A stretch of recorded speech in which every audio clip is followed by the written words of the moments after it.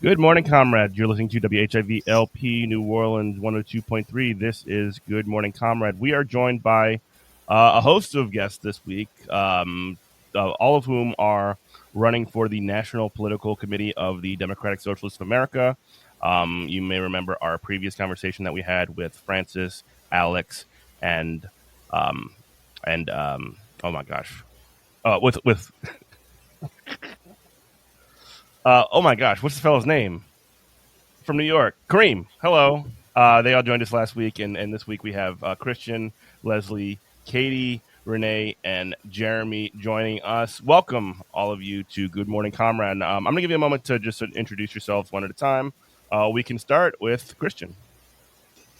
Thanks, Jeff. Hi, everyone. My name is Christian House. You see in pronouns. I'm from beautiful Long Island, New York.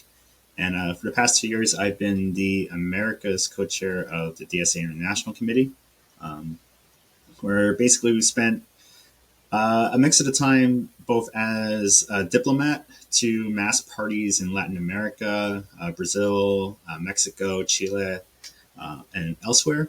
I've also been organizing domestically, especially in the past year. But even before the election for migrants' rights defense, we helped revitalize our organization's immigrant rights organizing, and an initiative now that's grown to over 50 chapters that it was not just helping local coalitions form ICE defense and distribution of Know Your Rights trainings, but also we're expanding to boycott Avelo Airlines for its cooperation with ICE. So it's one of the most successful international organizing initiatives that this organization has pulled off, and it's still growing.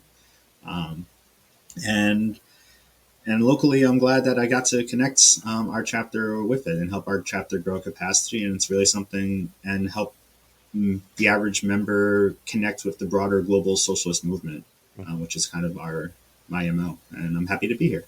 Cool. Leslie. Everyone, Leslie Chang, she, her pronouns, calling in from DSA Los Angeles.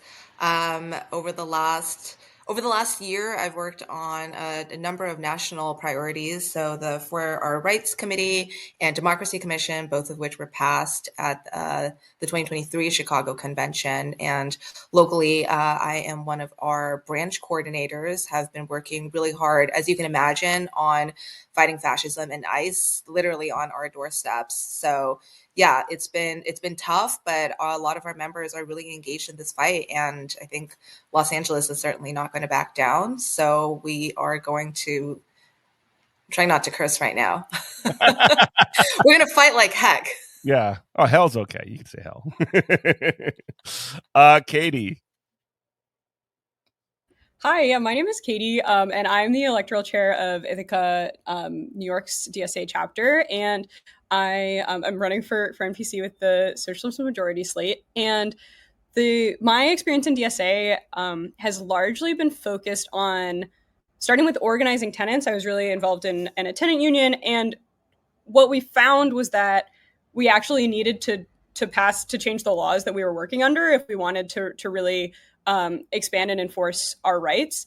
And so we've been focusing on electoralizing the issue of tenants' rights and using it as a way to organize around the class issue of housing. And through that, we have elected our first tenant majority council in the city's history, city council. And yeah, I've been a leader on most of those campaigns that we've run. And I really want to bring that orientation of like class issues turning into being electoralized and turning into legislative wins to chapters across the country. Yeah, that's really cool. Jeremy.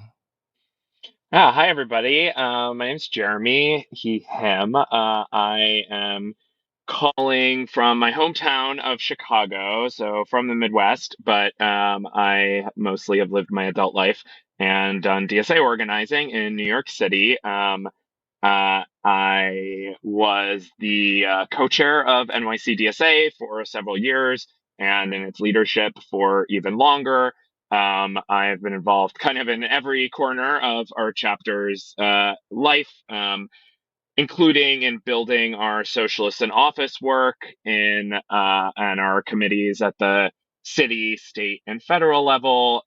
In our work for a ceasefire, I was co-chair when the genocide in Gaza began, and have been was kind of quite an active voice in defending our organization against mischaracterizations of our position and of what we stand for, and in pressing forward for our view of the full humanity of Palestinians and every human being in the kind of world that we deserve.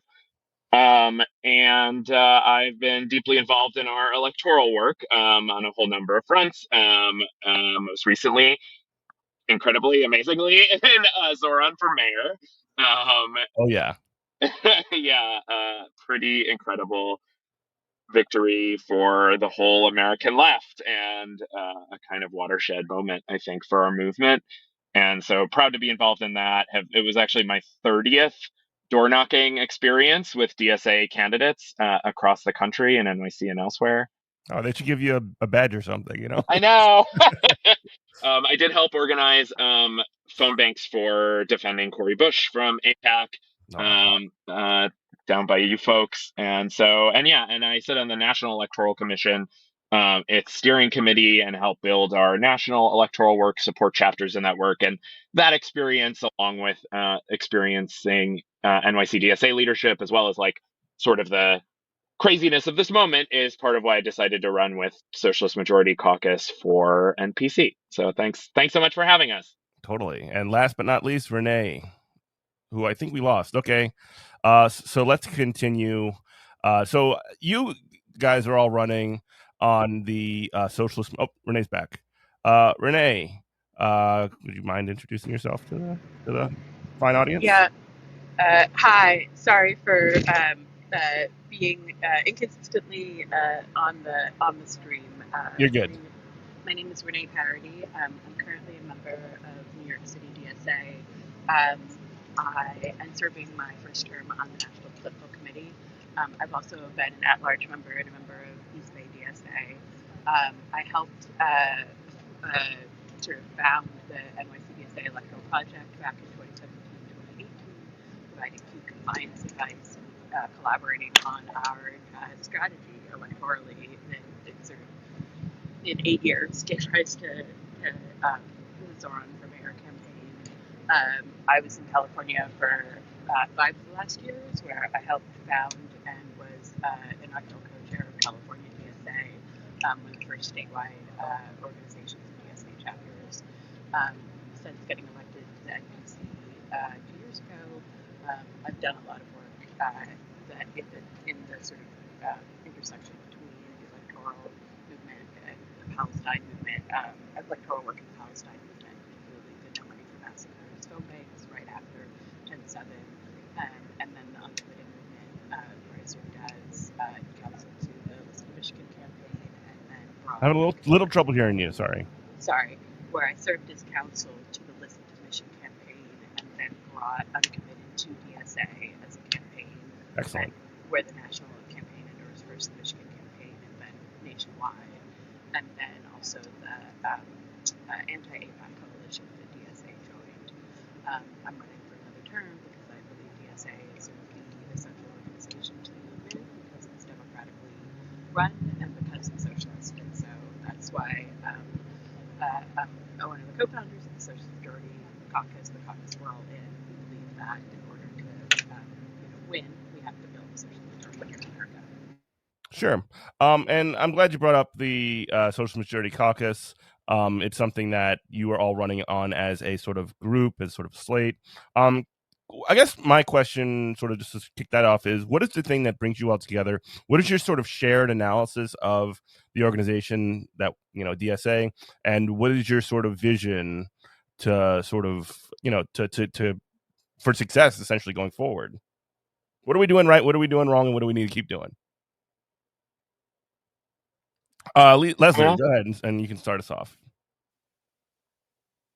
I like what you said about what are we doing right, what are we doing wrong, what does that mean for what we need to do to move forward. I think this aspect of evaluating the work that we're doing in order to learn from our mistakes and learn from what's working is a necessary part of being thoughtful about how we expand our base and grow the movement and build leaders. And in order to be able to do that, we need a well-staffed, well-organized, well-resourced national organization that is really able to take on the challenges of fighting back against MAGA authoritarianism and having a very specific positive political vision in everywhere that we can, but especially in the run up to 2028. And I think that is something that we really deeply believe in. We need to make sure that we are running popular socialist candidates that are able to talk very succinctly and clearly about these issues that working people face. And we need to be able to work in coalition with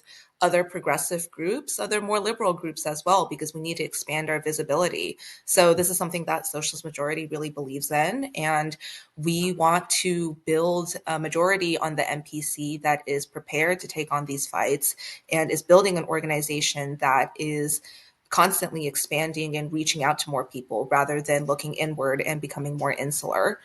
Mm-hmm. Yeah, when you say looking inward and insular, I do think that is important too, because, obviously there does need to be some kind of standard that we hold ourselves to. However, that cannot be the primary function that an organization like DSA just constantly obsesses over. And I think that's kind of the balance that we're walking here. Katie, would you like to sort of add on to that? Yeah, and I think Socialist Majority Caucus, we are very focused so much of the time on our our organizing skills and our tactics, and being very just focused on the kind of to-do list of what we want to engage, what we think will build the movement. But we do also have a strong theoretical backing and points of unity that bring us together. And one of those things is that given the forceful power of the state, given the the challenges that we would be up against, we believe that the road to socialism is one that's democratic, and that requires millions and millions and millions of people in order to bring it about. And that's why we focus on building institutions and building power. That's where we want to be acting in the millions, and we really we're serious about building a socialist majority. We want a majority of people to be part of the socialist coalition. And because of that, that's why we need to be running the kinds of campaigns that bring millions of people into the work with us. And so we want to be reflective and have an organization that can handle that and can be principled. But that's, where our outward focus is, because we know that we're not going to do it. We're not going to win socialism by paring down and becoming, a smaller group of more pure socialists. Yeah, there's two roads to go down. It's organizing the entirety of the working class or organizing the already existing left. And we already know, at least to some extent, what the existing left's capacity is. It is a small fragment minority of the population. The goal, at least, the part where I agree with you guys, is that there needs to be a growth of people. There needs to be a conversion of normal people who don't have political commitments into people who we need to essentially sell our project, the socialist project, to the broader majority of the population. That's how I see it. Would anybody else like to add on? Go ahead, Christian. Yeah. So Leslie and Katie touched on a lot. I'll add as well from an international perspective that really our goal at SMC, we recognize that there's racism and oppressive and imperial institutions that are fundamental to creating the the messed up world that we face and have to confront every day. There's and in order to, we need to build a coalition, build a majority to oppose it. There's a lot of sympathy for anti-imperialism, anti-atrocity, as we're seeing with our mobilizations for Palestine. I'll tee up Jeremy in a second because Jeremy led one of them, and is a good example of this. And one thing we've done, just at SMC as well as my work, is grow our ways to get more people involved and to tap into ways that they can organize. Because right now, especially on an international perspective, there is a separate tendency that prefers to basic a very educational webinar based, that spends more, that acts less as seeking to enlighten people than to activate people. We know that there's common principles amongst members and the broader public that fits right into our program. And therefore, for us, that's a good start. And we can mobilize them to put pressure onto all levels of government, to put pressure on unions to participate and struggle, and to build broader coalitions along various lines. I'll tease it, probably talk about later when we talk about Zoran. But one area that he's done that I'm really impressed with is his outreach to Haitian communities in New York City. Yeah. And that's something I want us to grow. The video from that is amazing, of him just sort of like speaking in colloquial Haitian to Haitian issues, like in real time. Is like, wow, that's like something that you never really see. Yeah, and it's not even in New York City. Yeah, it's a very these things can resonate not just in New York City, where some of us are from or nearby, but especially in the case of Haiti, South Florida is also a big issue. Or, we've been working with Morena, and one area that I'm particularly proud of there was to find ways to work with Morena's local committees, which mobilize the Mexican diaspora. And our goal there is to grow DSA into Mexican American communities who are already sympathetic with AMLA, with Claudia Sheinbaum, and want to see a similar politic in the United States. There's naturally, DSA should be the home for them as well. Mm-hmm. So it's really about connecting, making internationalism more accessible, but also tying it into the rest of our struggles that my comrades are able to describe in great detail as well. Mm-hmm. Jeremy, Renee, would you like to add on to that?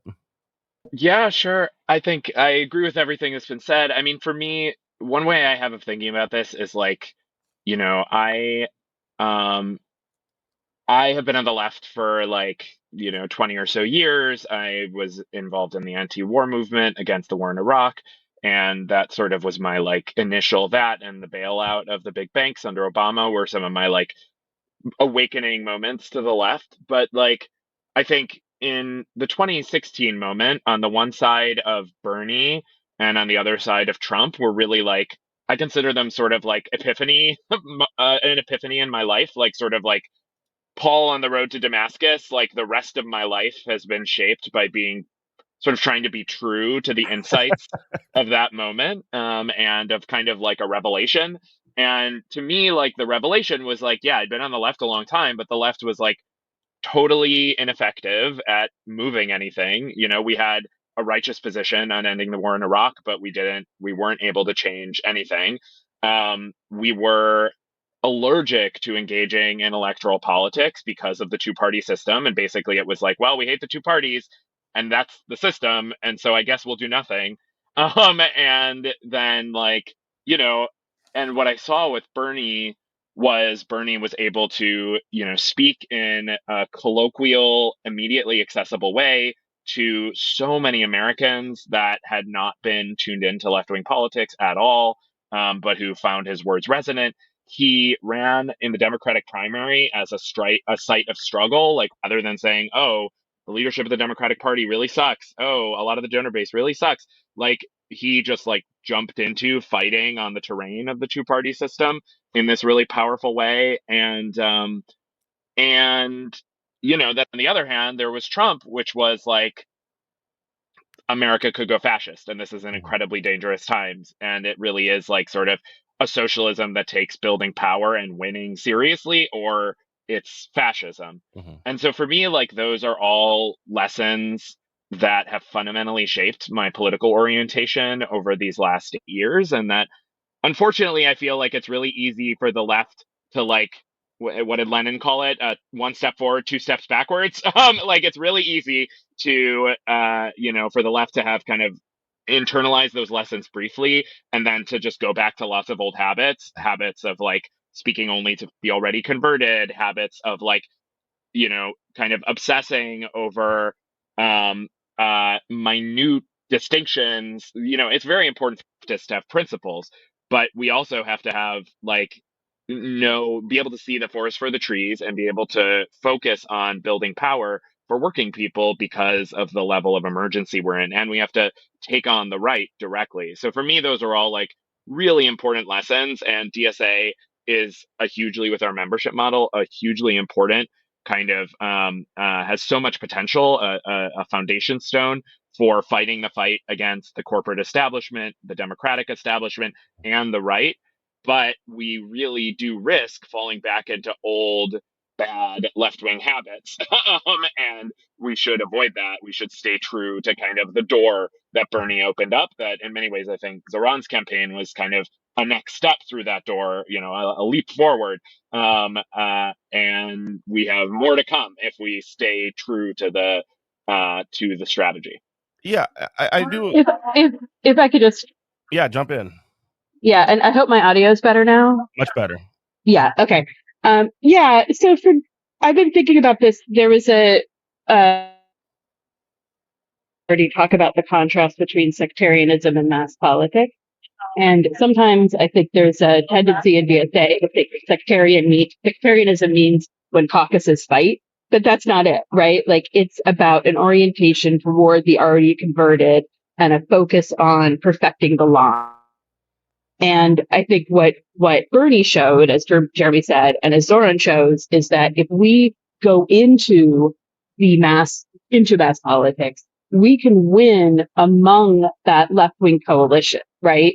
Like, I think the Zoran campaign, they were competing on the terrain of, ranked choice voting, which made it a lot easier. But there were, 5 left to center candidates who were contesting Cuomo, who were contesting Adams. And we had the opportunity to popular front primary, and we won it because of our message, because of our candidate, because of our movement, most of all. And most so importantly, why, that's ability to organize 1.5 million people and knock on doors as well. You can't do that without exactly. an idea. Exactly. And not everybody who voted for Zoran and not everybody who volunteered for Zoran is a socialist yet. But we just moved them closer to it. And that to me is why the mass politics orientation is, to Jeremy's point, Bernie's innovation and the thing that we need to come back to in this moment of great peril. Yeah.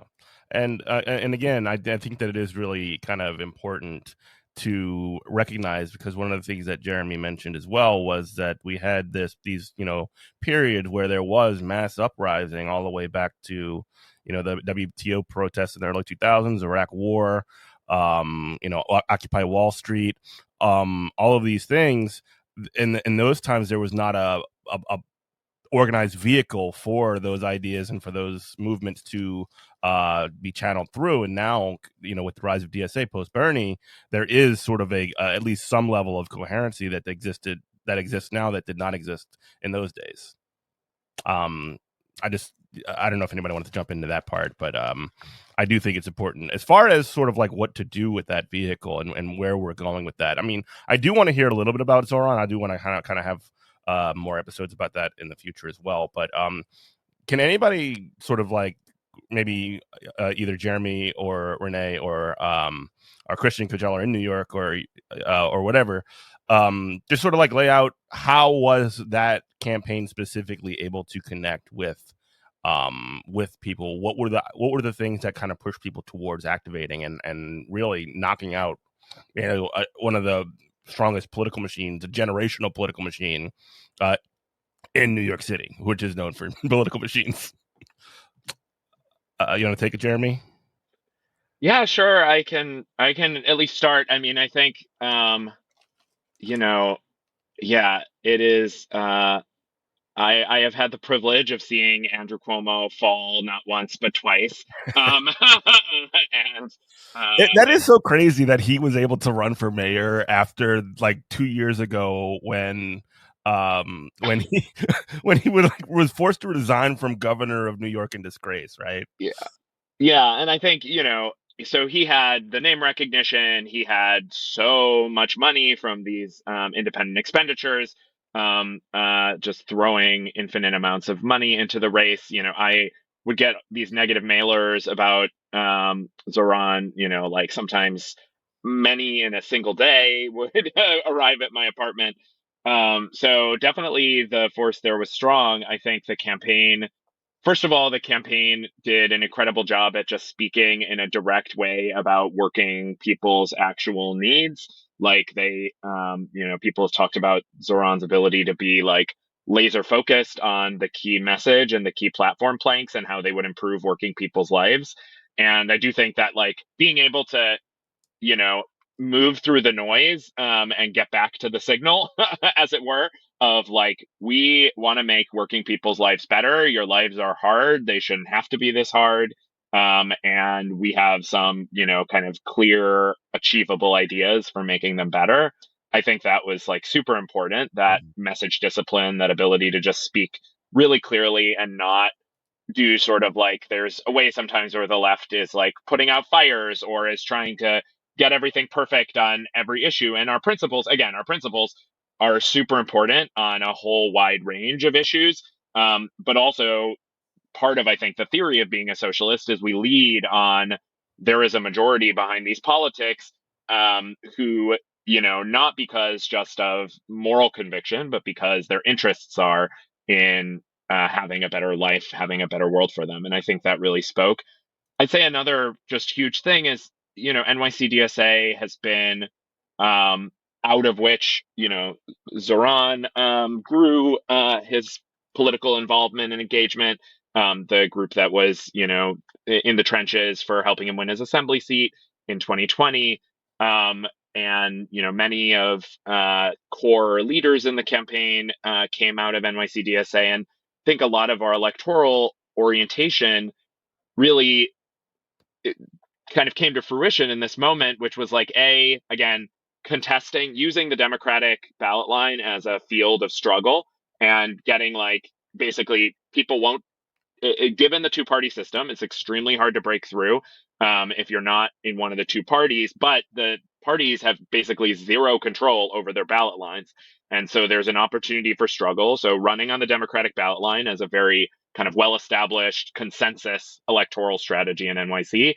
Second, like having an infrastructure that could bring a ton of people into the campaign really quickly. So like basically when you set up a campaign, it's like, how do we make it possible for a mass amount of people to get really quickly involved, who don't have to have training in 10,000 issues, like literally who can in 20 minutes go from being a person who's like, I like this guy, to like, I'm doing a thing to make this campaign happen. That's a big leap too.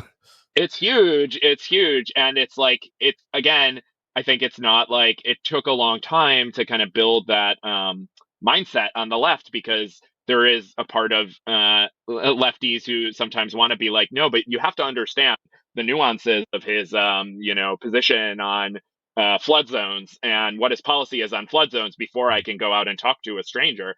And, I think like, getting people involved, getting people plugged in, that emphasis on mass work and on building immediate engagement and then escalating leadership ladders that basically bring a person from that, like, I like the guy, 20 minutes later, I'm knocking on doors.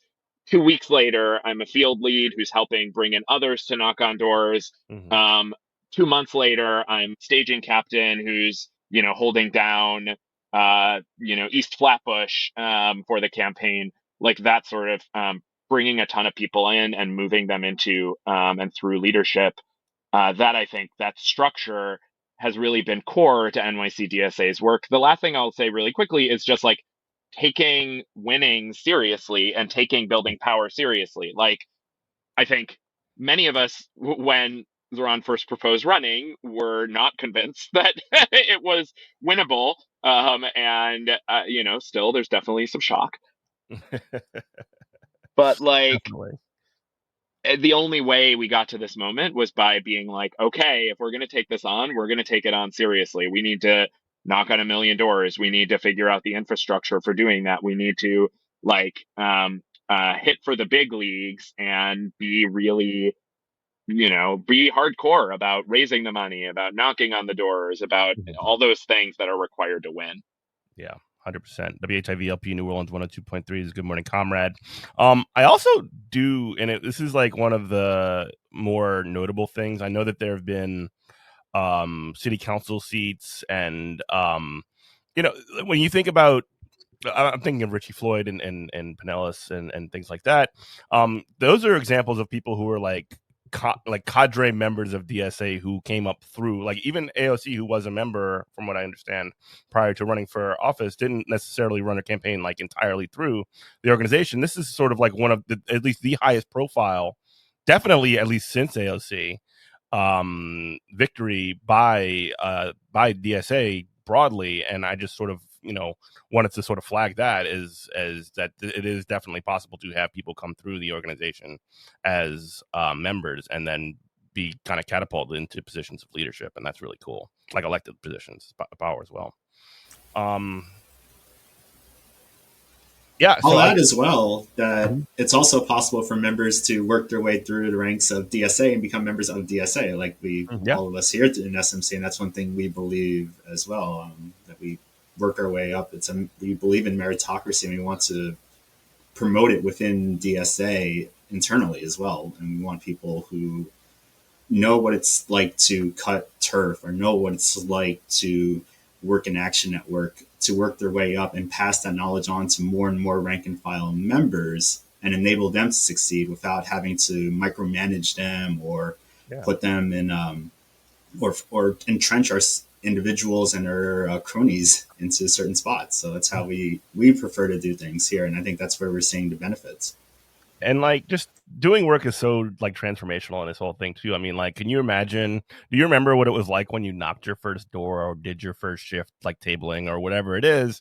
And it's such a nervous thing. And then after, doing it for so long, it's not a big deal at all. You get to be able to see some of the higher level things. You just like working out. It's like developing muscles, and you get stronger at these kinds of things just by the act of doing. And that's really important as well. And that was, oh, go ahead. Oh, I was just going to say that was part of that first Bernie experience for me too, that I referred to earlier. It's like, I've been considered myself a socialist for like 8 years, and the thought of like talking to someone about it who wasn't about my politics, who like wasn't already in like a left-wing reading group with me, or maybe like showing up to a protest, like it just was like a shocker. It was just this like, whoa, you mean I have to like talk to more people about the things I believe in to win power? Like, what an idea. Yeah.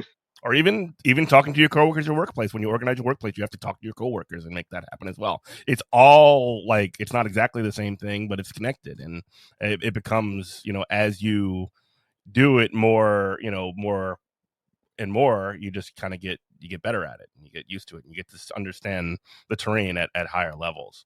I do want to change gears a little bit, because while we are in this position to build up, these really important campaigns, and be that with unions or be that with electoral things or whatever, we also, like, in the midst of some of the kind of craziest stuff we've seen, the craziest stuff that failing capitalism has to offer is really all coming through it right now. I mean, Leslie, I'm sure seeing what happened in Los Angeles last month rather, with the ICE raids, and we're also still seeing ICE raids and pitch battles, but essentially between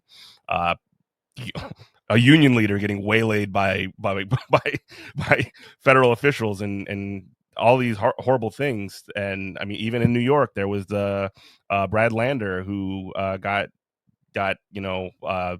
basically roughed up by police and put in prison for a short period of time, or put in holding. When it comes to the sort of like fight back against these things and the sort of balancing, I guess you could say. Well, we'll get to balancing later. But when it comes to the fight back, that's a high priority. And what does that look like in an organization like DSA? Is that really a part of our role? Is that a part of DSA's project at all? Leslie, do you want to sort of start us off with that? Yeah, I mean, absolutely. I think this is a place where DSA can really make a difference. We are well positioned to make a difference too. I mean, I think about kind of the whole suite of organizing opportunities and, levers that we can pull. There's the legislative side and the policy side, right? Where we have elected leaders in positions of power who can really push on policy priorities. Los Angeles, we had established ourselves as a sanctuary city. There's a lot more that we can be doing on that front, but certainly I think if we hadn't done that, we would be in much more dire of a situation right now. Then there is the aspect of kind of like direct action, right? Like direct action, civil disobedience. What exactly does that look like? How do we engage? This is also something that I think we need to talk about as an organization. And then there's the political education aspect of things.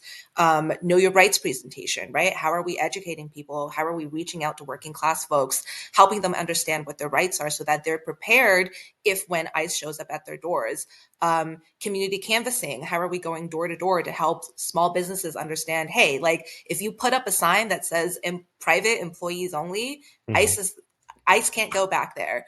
And so, and then there's this aspect also, I think, of like mutual aid, right? Jail support, court watch, all of these things. And I think every chapter should be prepared to think strategically about where they're best positioned to make an impact and then work on a strategy. And I think this is where having a strong NPC that is thinking clearly about this vision and can work with chapters and can work with field organizers to really make sure that all chapters and organizers have the tools and resources they need in order to identify where they can make the biggest impact. And then broadly, nationally, we need to be pushing comms on this.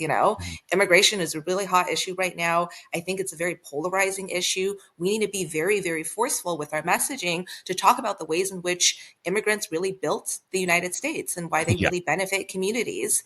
And so, and again, like in the absence of having like a national comms director, this is, I think, an area where, DSA has really fallen short a little bit. And a lot of the burden now has fallen on chapters to try to prepare ourselves. But I think looking ahead, certainly beyond August, like when we hopefully retake a majority on the NPC, we should be working with every chapter to prepare them for this, because ICE is in Los Angeles right now. ICE is going to come from many, many neighborhoods. And they're not only in Los Angeles, they're out in Oxnard and all these other places where there are tons of farm workers, and they're attacking them as well. And it really is like we need to recognize, and there needs to be like broad scale agreement that farm workers are workers just like every other worker. And in a critical key period too, or a critical key point, they do a lot of the work that documented Americans, whether you like to hear this or not, they do a lot of work that documented Americans won't do for less wages. It's really horribly like insane how they're able to use all of these, H-2A or whatever visa or H-1A, I can't remember which one it is, to classify these folks as lesser than, non-citizens that can come over here, work, and have their status be dependent on their employer, and then be kicked out of here as or basically be attacked by ICE. You see the videos of them with the vehicles driving down the road, and they're running from the vehicles. It's really horrifying stuff, Christian. Yeah, and to add to what Leslie discussed, one area where we were successful modestly in organizing the members and chapters was our Build to Mayday initiative, in which we worked, myself and a couple of folks from our International Migrants' Rights Working Group worked with our National Labor Commission on connecting the two tenets of what we know in America as for Mayday, which are the organized labor and immigrants' rights. Remember, in 2006, one of the largest mobilizations in this country's history pre-2020 was actually the Day Without Immigrants on May Day of that year. And we're seeing a swath of migrants' rights and local migrants' rights coalitions that we're encouraging chapters to build into but we also need greater national coordination and also national to build greater partnerships of other immigrants' rights organizations to ensure that there is a uniform defense across all sectors of society, the legal, the labor, and on the ground.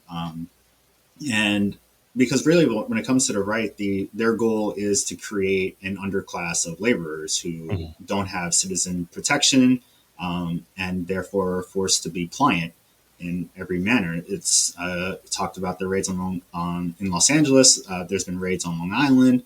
There's raids nationwide. It's a quota system that's meant to dehumanize and ultimately lay the foundations for greater racial profiling of any American, really, and suspect them of anything, really. So this expansion of the police state that's being fed into is a great crisis, and we need a national leadership, and I'm hoping to provide it, that mobilizes across all chapters and all sizes, because there's going to be no discrimination from ICE on this. There's anywhere that's where there are immigrants, whether they're of Latino origin or of any African, anywhere from the global South, they're going to be targeted and identified by a rapidly growing, what's going to be the largest national police body in this country's history. And so larger than most militaries in the world. Yes, larger than most militaries in the world. And if we spend our time just minimizing our presence, limiting ourselves on drawn down criteria that prevents us from working across multiple coalitions and forming partnerships that we need to protect people, we're not going to be able to stop it. So we need to be able to find ways that include members, get them activated and involved as quickly as possible and as effectively as possible. Yeah. Go ahead, Katie. I was going to say, I think that also in the question of like, how do we respond to Trump? I think in the Trump administration, we have to also consider how do we respond when they're contesting for power, and how did we respond in 2024 when there was an election and DSA decided to stay out of the general election for president. Some chapters did slightly different things, but on a national level, no real message. And there was kind of like a sense that we would be better socialists for not engaging in it. And I think a lot of good that does you, right? Yeah, and I think there's two reasons why we could be better socialists. And the first one is that things wouldn't be different, or they would be better for the working class, or they wouldn't be better in a Biden administration. I'm sorry, a Harris administration. Yeah. I know what you're saying. The two campaigns were so indistinguishable that happens all the time. Yeah, but and we're seeing and we could have guessed before that that's not the case. You can't argue that the working class is better off now than it was last year. And the other thing is that, does it make our organizing conditions better? Does it change our chances of success? And I think given the amount of repression, the amount of fear, the amount of just disorganizing kind of behavior and the government's attacks on organizing, I don't think that argument stands up either. And I think that we, despite large protests and despite an attempt to create a front against it, I think our organizing conditions are worse off, and that if we want to be outwardly focused and we want to organize millions of people to be socialists, we can't stay out of these inflection points where people's lives are changing. And if a worker is like, my life got worse because of this thing, and we're like, oh, you don't understand, we can't put our fingers on the scale in that moment because Biden's not a socialist or Harris isn't a socialist, then we fail to be a compelling political force, because we're not involved in that moment, and we're not actually trying to improve the conditions that we're saying that we're trying to improve. And so we we need to be out front and being honest and talking to people in the real way. Like nobody's we're not happy about fighting the right by voting for a liberal Democrat, a corporate Democrat, someone who's bought by billionaires still. But, you know, regular people understand what's happening, and they're, you know, not, and we don't have to like pretend like we're going to like ostracize a bunch of people by like making compromises, because everyone's just making compromises trying to get through their day. Sorry, I'll wrap it up there. I know I talked a little bit too. No, you did not. That was great. That was really important points. Okay, so Renee. Yeah, just to, you know, be explicit. So I currently serve on the NPC. So all these sort of choices to absent ourselves from the anti-Trump stuff are ones where I or another, you know, member of the minority have brought this to the NPC, and they said, no, that's not. So we didn't join the King's protest because people thought that Sorry, folks you're a little dressing up as garbled the there. founding. You're a little bit jumped in and out there. Can you repeat what you said?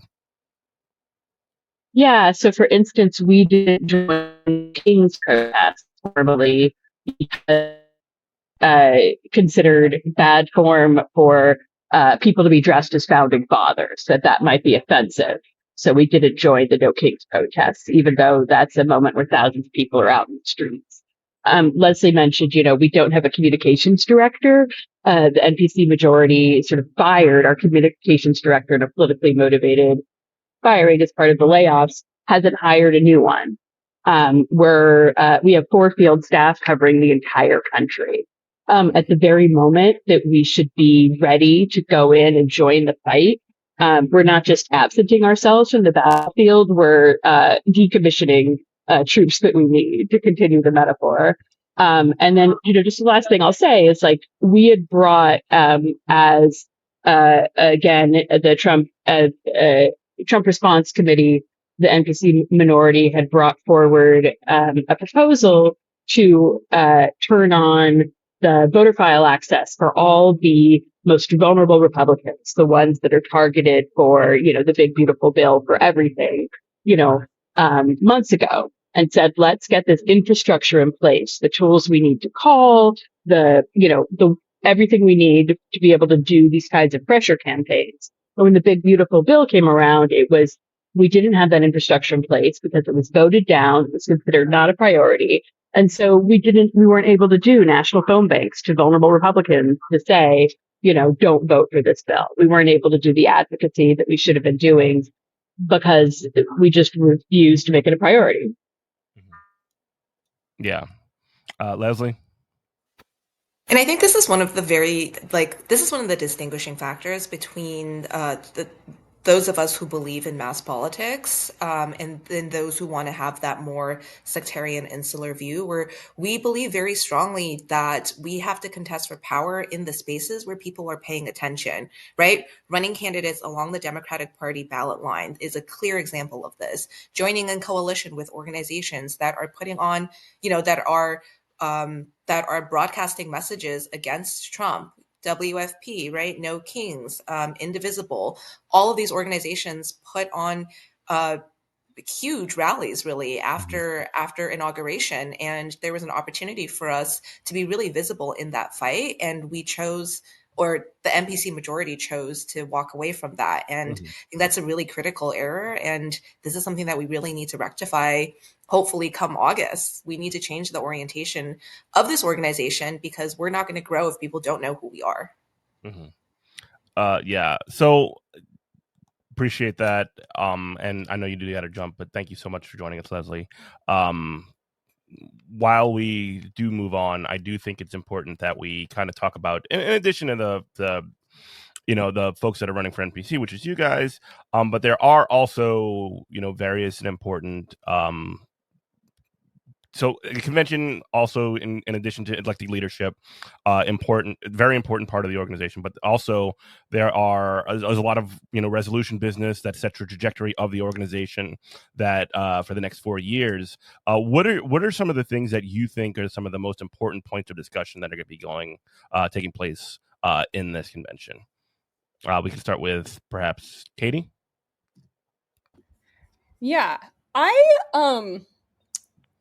want to go into the convention resolutions. I am going to start with, Yeah. but I think that I would say if there are DSA delegates that are watching this and you're thinking about how to approach convention, I would really encourage you to spend your research time first and foremost on the NPC, because resolutions are great and they do help us understand the will of the membership.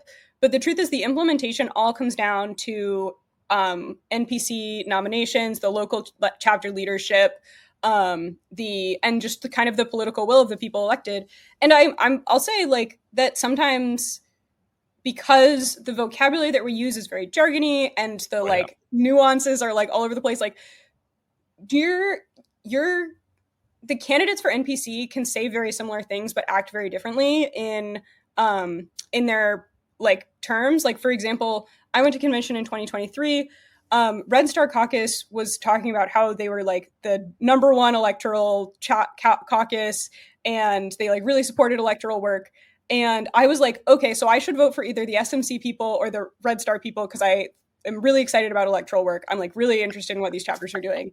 And that's the Red Star Caucus has been really adversarial to electoral work on the NPC, and if I had voted for them, I would have regretted it. And so you should really focus on the work that the candidates have done, how they create the politics that they subscribe to. So I would really encourage delegates to spend their time doing that research.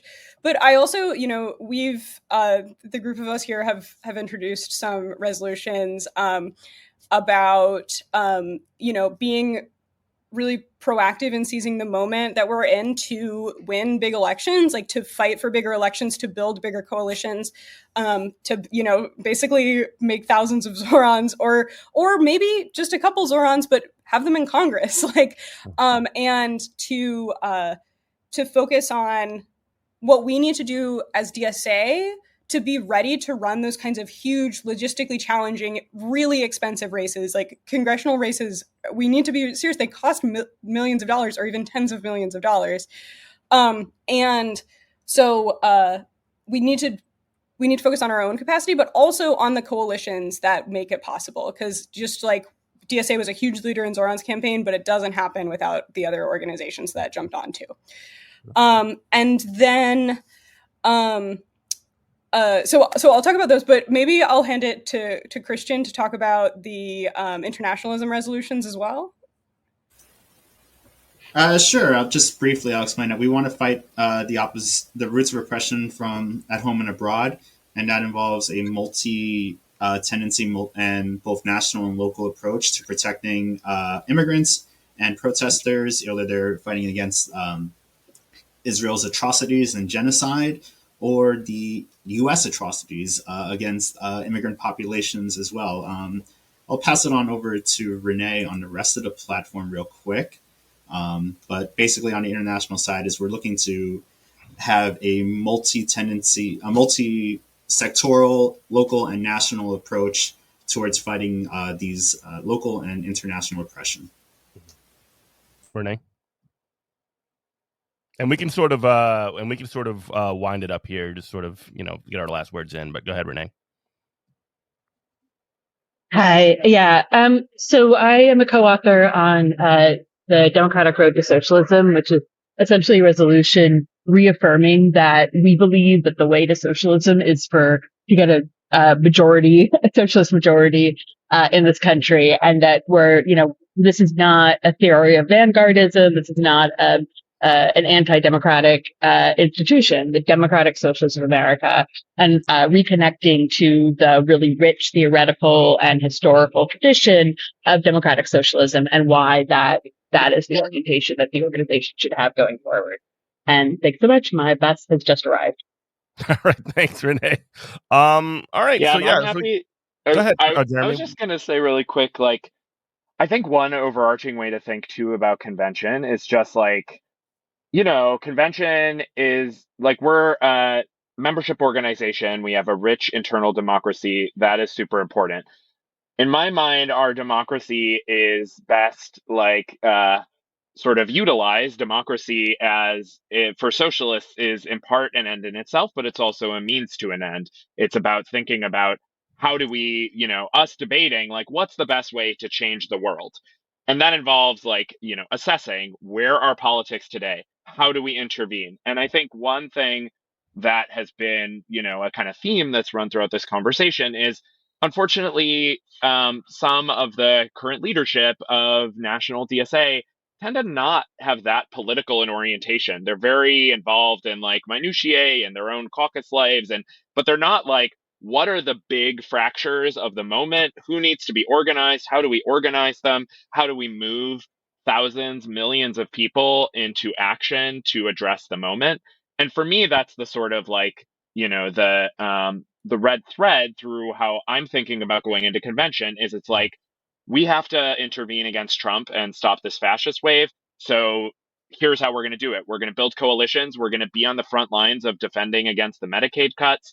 We're going to prevent the right from isolating immigrants off from other workers and build coalitions around bread and butter issues that bring working people across the country together. We're going to run against the Democratic establishment and use people's disenchantment to get more socialist leaders into the public eye, into office, into fighting positions. We're going to increase the sort of loss of status and power that the establishment, the Democratic establishment, is experiencing right now. We're going to lean into that. And we're going to make an organization where we can kind of focus on these political issues and where it's not going to be, I think we're also supporters of a one member, one vote resolution that would bring all of our members more into electing our leadership and discussing our issues, because like the vast majority of our membership is in it not to like engage in all the drama, but they're in it because they want to change the world. And that to me is like what we want convention to be about. Let's change the world. Let's seize the moment. Yeah. So I guess sort of, last 2 minutes of the show, where can we find more information about all the stuff that y'all are doing? And yeah, where can we kind of keep in touch with, you guys and with the group? I'll start with Katie. Yeah, so we have a website, socialistmajority.com, as well as, the classic social medias. And we'll be sharing there about our convention platform and our candidates. So on our website, we have our full platform for convention and our blog that explains, our position on different things within the organization and kind of our take on what's going on. And I really do, I regret in my former answer not bringing up one member, one vote, which is kind of one of our big things that actually is one of the things. There's resolutions at convention that like are policy platform ideas basically, and things that change our bylaws or our constitution that are like structural changes that have to happen at convention if we want to do them. And one member, one vote is an example of this that would bring, like Jeremy said, all of the members of DSA into electing our leadership, which means that we can have a lot more input from people, from DSA members across the country in the leadership elections. People, not people who aren't paying attention at all aren't going to open up the email and read it, but the people who are paying attention but maybe can't make it to convention, people who have strong opinions about leadership and want the leadership to represent their vision for DSA's future, will be franchised. They'll have the opportunity to vote, and that I think is a really exciting change that could bring more people into the kind of democracy, right? Weird. Decision makers. And sorry, yeah, I know we're running out of time. Democracy, right? Weird. Yeah. What a concept. Yeah, it's just democracy. All right. Well, thank you, Christian, Katie, and Jeremy for joining us. Thank you also to Leslie and Renee. Thank you, Jeff. Of course. Happy to have you guys. And, thanks for listening, everybody. This has been Good Morning Comrade, WHIVLP New Orleans 102.3. We love you. Bye-bye. on,